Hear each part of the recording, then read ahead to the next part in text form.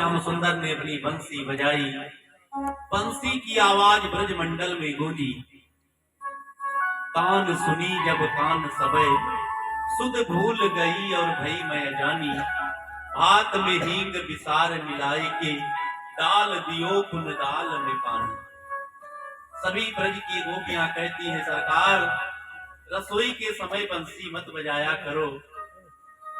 कहे ब्रजबाल सुनो नंदलाल, रसोई समय मुरली न बजायो। गोपियां दौड़ दौड़ करके यमुना जी के किनारे आई। प्रभु ने जब गोपियों को देखा तो कहा, रे गोपियों, तुम लोग इतनी रात्रि में यहाँ क्यों आई हो?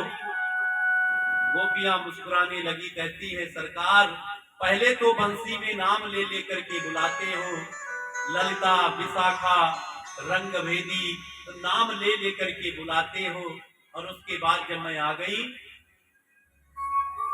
तो वापस जाने को कह रहे हो। गोपियां कहती है, देखो भगवान श्याम सुंदर कहते हैं, देखो वापस लौट जाओ, इतनी रात्रि में यहाँ आना अच्छा नहीं है। तुम्हारे पति तुम्हारा इंतजार कर रहे हैं, तुम्हारे बच्चे रो रहे हैं, तुम्हारे बूढ़े सास ससुर तुम्हारी प्रतीक्षा कर रहे हैं। जाओ जाओ वापस लौट जाओ। गोपियां कहती है, सरकार मैं जरूर लौट जाऊंगी, लेकिन मैं आपको एक कहानी सुना रही हूं, उस कहानी का आप उत्तर दे दीजिए, मैं तुरंत लौट जाऊंगी। आप सभी लोग ध्यान से सुनिएगा। गोपियों ने कहा, सरकार एक कहानी मैं आपको सुनाऊंगी और उसका उत्तर मैं आपसे चाहती हूँ, आप उसका उत्तर दे दें कि मैं लौट जाऊंगी। प्रभु मुस्कुराने लगी। प्रभु ने कहा, सुनाओ कौन सी कहानी? गोपियों ने कहा, देखो सरकार, एक गांव में एक पति पत्नी रहते थे, और पत्नी जो थी ना वो बड़ी पतिव्रता थी।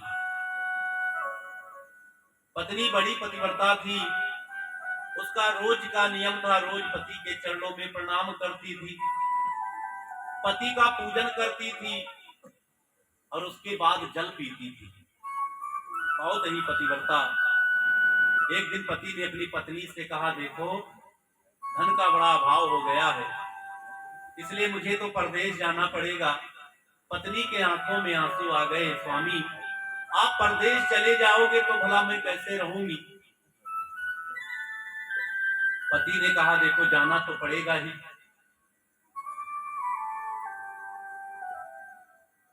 पत्नी ने कहा, आप चले जाओगे तो मैं कैसे जल पीऊंगी, क्योंकि जब तक मैं आपका दर्शन नहीं कर लेती हूँ तब तक मैं पानी भी नहीं पीती हूँ। पति ने एक बड़ी सुंदर सलाह बताई, देखो जब तक मैं नहीं आता ना, मेरे तस्वीर की पूजा करना, मेरी तस्वीर की पूजा करना, और तस्वीर का दर्शन करके तुम जल पी लेना, भोजन कर लेना। पत्नी पति की बात मान गई। पति परदेश चला गया। काफी समय बाद जब पति वापस घर आया तो पत्नी घर के अंदर पूजा कर रही थी उस तस्वीर की, और दरवाजा अंदर से बंद था। पति ने दरवाजा खटखटाया। पत्नी ने आवाज सुनी, मेरे पति देव आए हैं, लेकिन उस समय पूजा कर रही है। पत्नी ने सोचा, अगर मैं पूजा छोड़ देती हूँ तो मुझे पाप लगेगा, और पति दरवाजे पे खड़ा है, अगर मैं द्वार नहीं खोलती हूँ तो मुझे पाप लगेगा। अब मैं क्या करूं? गोपियों ने कहा, सरकार अब आप मुझे बताओ, उस पत्नी को पहले अपनी पूजा पूरी करनी चाहिए कि दरवाजा खोलने जाना चाहिए? भगवान मुस्कुराने लगे, अरे गोपियों, जब असली पति आ गया तो फोटो की पूजा करने की जरूरत क्या है? फोटो वाला जो पति है ना, वो तो नकली पति है।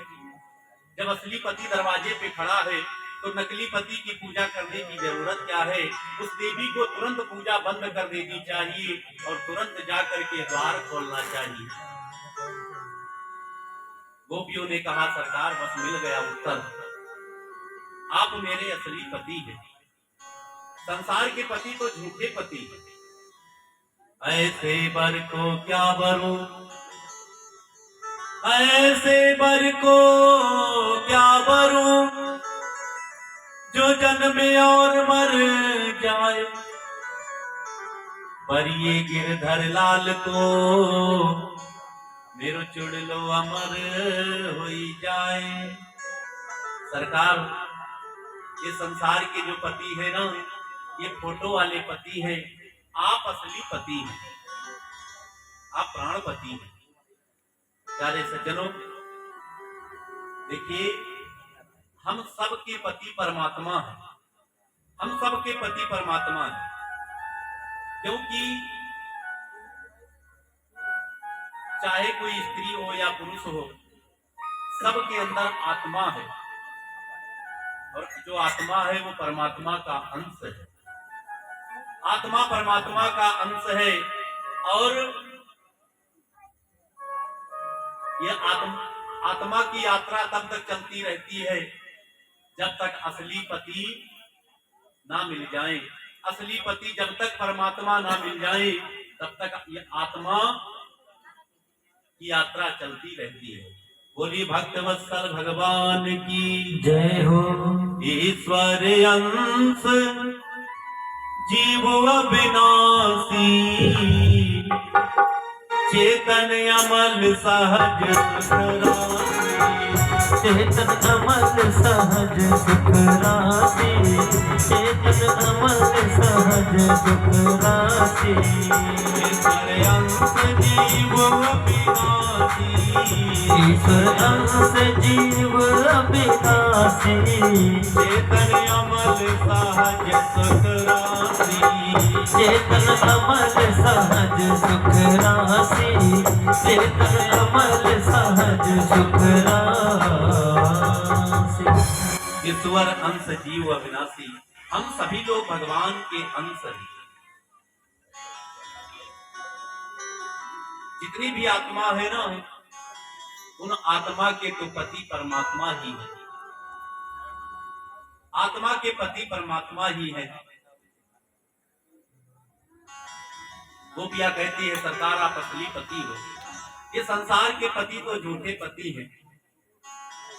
बोलिए भक्तवत्सल भगवान की जय हो। सीता